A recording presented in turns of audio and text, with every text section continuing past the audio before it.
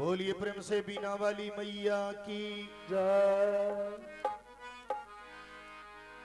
एक भजन हो जाए मां के चरणों में। मां के चरण रज के लिए भगवान श्री राम भी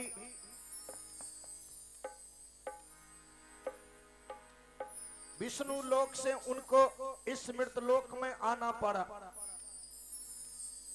भगवान श्री कृष्ण को आना पड़ा मां के चरण रज के लिए। क्या बात है। और गोस्वामी जी लिखे हैं रामचरितमानस में, प्रातः काल उठ के रघुनाथा मातु पिता गुरु ना वही माथा। प्रातः काल उठ के रघुनाथा मातु पिता गुरु ना वही माथा। लेकिन आज विपरीत है। आज लोग प्रातः काल उठ के बेटा सास ससुर सरहोज ना वही माथा फोन से। माई बाप का प्रणाम उठ के काहे करेगा, लेकिन सास ससुर को जरूर फोन करेगा, प्रणाम करेगा फोनों पर। आइए एक भक्त निवेदन कर रहा है मां के चरणों में। बड़ा सुंदर ये भजन है।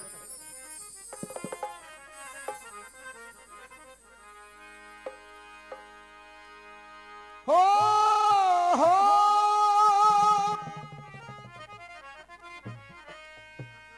हो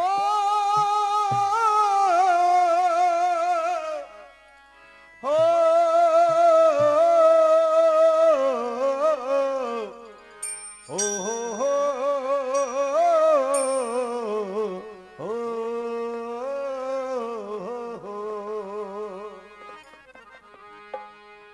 एक भक्त कहता है, सजल बाटे माई के मंदिरिया चलो चली माई दरबार।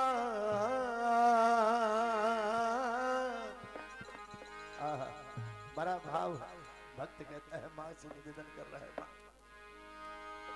सजल बाटे माई के मंदिरिया चलो चली माई दरबार। खोली माई बजर के वारिया। बोलो बोलो शेरावाली मैया की जय हो जय हो। भक्त यह भाव में माई से निवेदन कर रहा है। नाम सुल्तान वाह। और ये हमारे सुल्तान महतो जो हृदय के सुल्तान है, उनके तरफ से 51 रुपया आया है दान। बहुत बहुत धन्यवाद साधुवाद। लेकिन भक्त कहता है मां के चरणों में कैसे।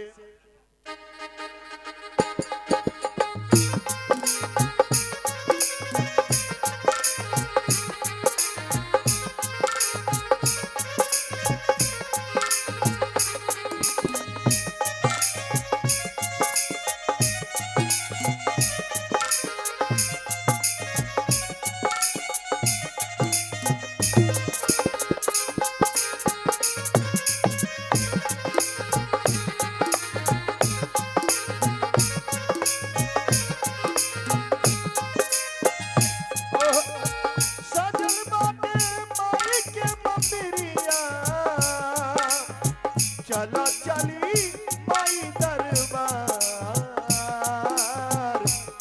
ए दीदी चला न माई के दरबार में दर्शन करे खातिर।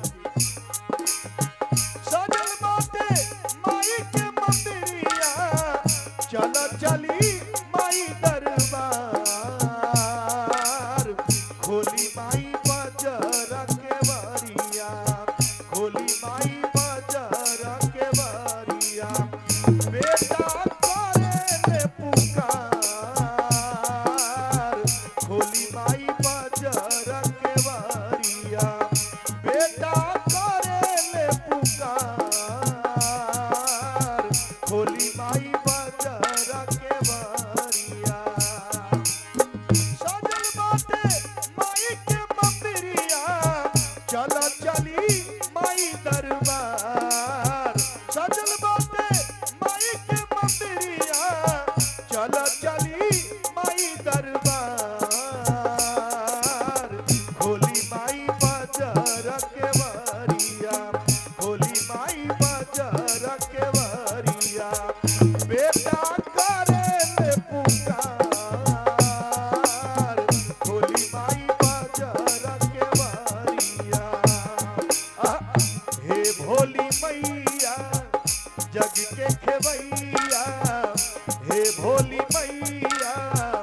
जग के खेवैया सुन लो मेरी पुकार, हे भोली मैया बिनती बारंबार, हे भोली मैया बिनती बारंबार। और ये गुप्त दान आया है 101 रुपया गुप्त आया है। बहुत बहुत बहुत बहुत धन्यवाद और साधुवाद। माँ की कृपा इन पर बनी रहे, धन लक्ष्मी भरी रहे। लेकिन कहा गया हे भोली मैया जग के खेवैया, हे भोली मैया जग के खेवैया सुन लो सबकी पुकार, हे भोली मैया बिनती बारंबार, हे भोली मैया बिनती बारंबार। खोली माई बजरा के वरिया बेटा करे पुकार, खोली माई बजरा के वरिया। अरे हमारे और ये उल्लास महतो जी उनके तरफ से 101 रुपया आशीर्वाद आया है। बहुत बहुत धन्यवाद साधुवाद। माँ की कृपा बनी रहे, धन लक्ष्मी भरी रहे। और क्या कहना है,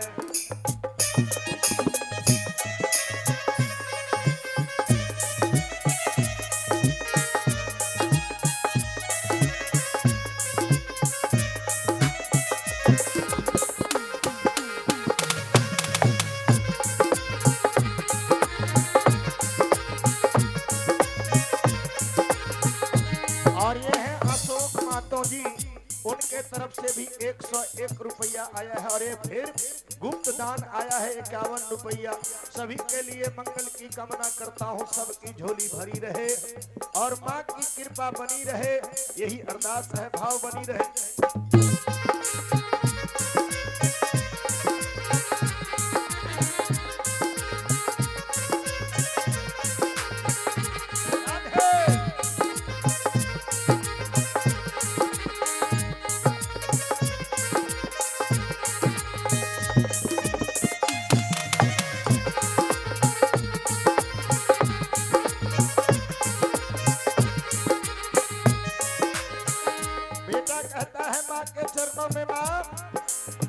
आशा विश्वास लेके आईनी माई आईनी, हे माई आईनी।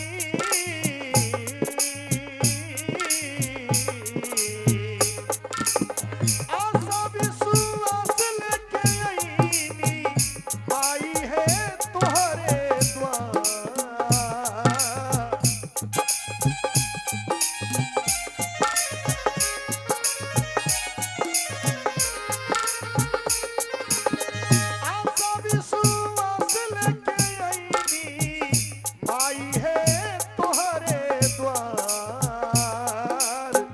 खोली माई बाजार के वरिया, खोली माई बाजार के वरिया बेटा करे ले पुकार, खोली माई बाजार के वरिया बेटा करे ले पुकार, खोली माई बाजार के वरिया।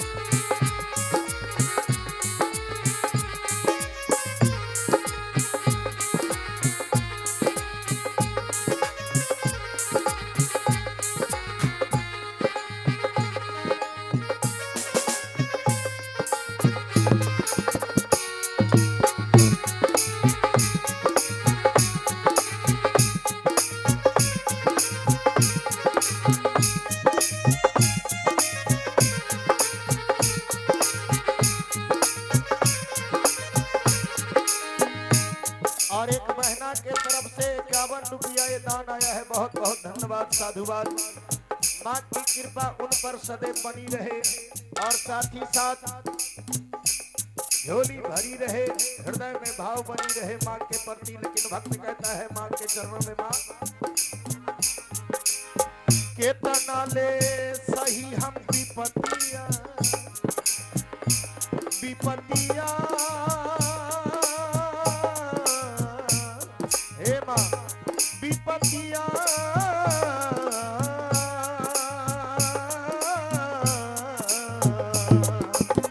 केतना ले सही हम विपतिया, बोला माई जाई कौने वो। माँ तुम नहीं सुनोगी तो कौन सुनेगा माँ? इस बेटा का दुख तुम नहीं सुनोगी तो कौन सुनेगा माँ?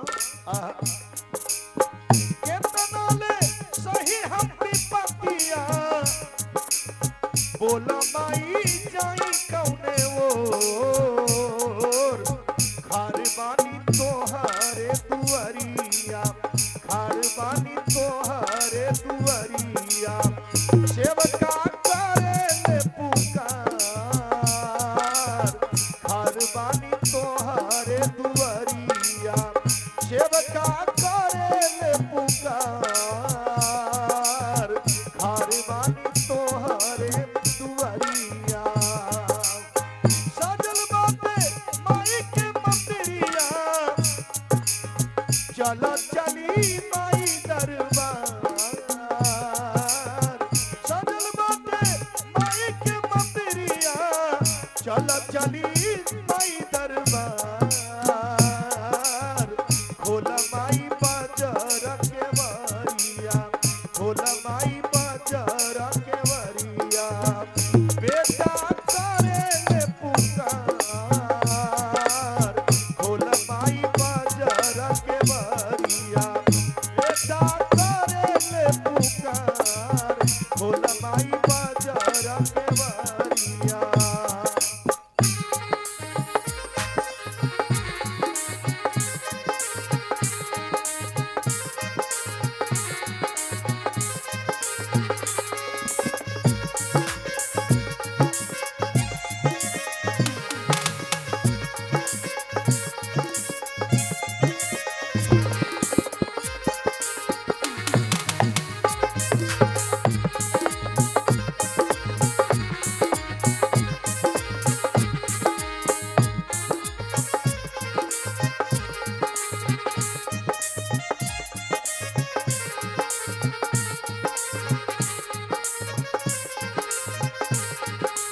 और लास्ट में भक्त कहता है माँ से क्या कहता है, और ये भजन दास का अपना रचना किया हुआ है, ध्यान से सुनिएगा।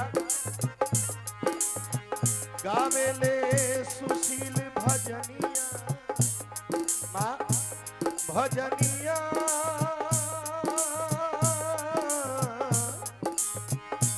भजनिया,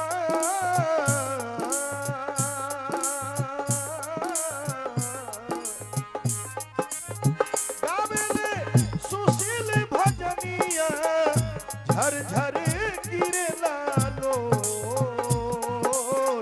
गावेले सुशील भजनिया, झर झर गिरे लालोर।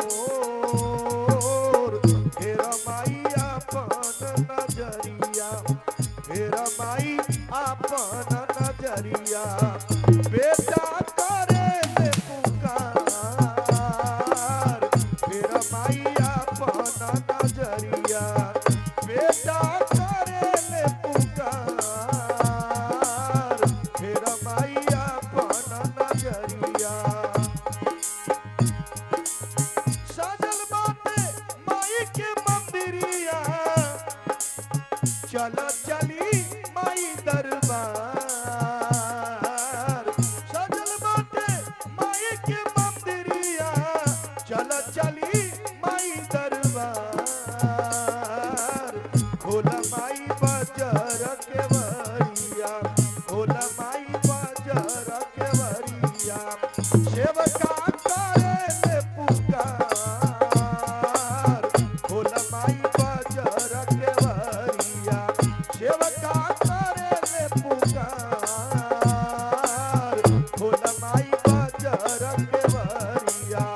सेवका करे ले पुकार